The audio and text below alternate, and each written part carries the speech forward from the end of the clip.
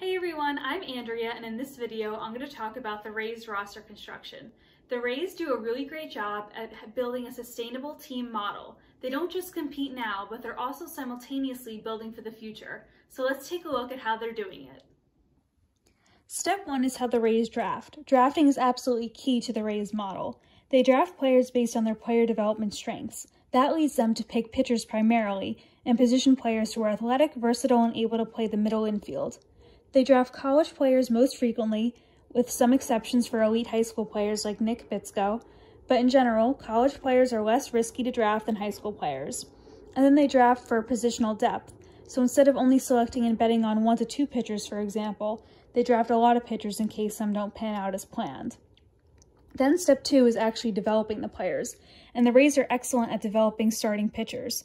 Here are some examples of pitchers they've drafted that are all turned into key members of the rotation at some point, and then trade pieces later on.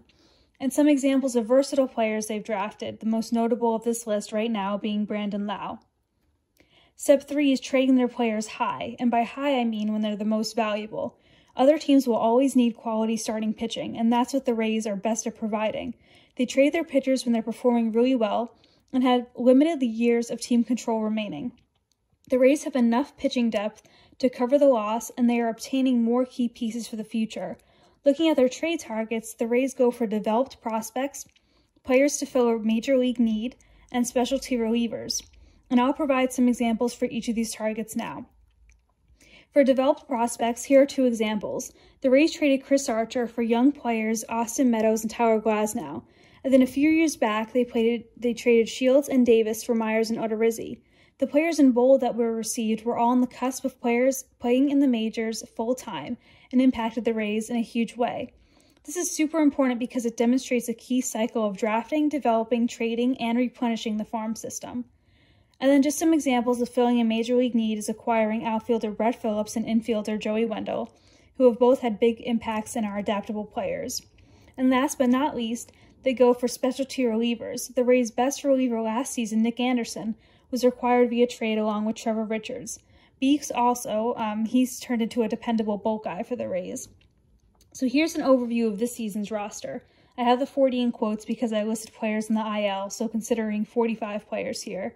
Mostly acquired from trades, that's how important they are to the Rays. And then 9 directly from the draft, 7 free agents, and 7 miscellaneous. So what the Rays do is they draft really well, they develop their players, they trade them high, and then they replenish their farm system. And this allows them to do a couple of things. They have a really strong major league team year in and year out, and they also have a very strong farm system every single year.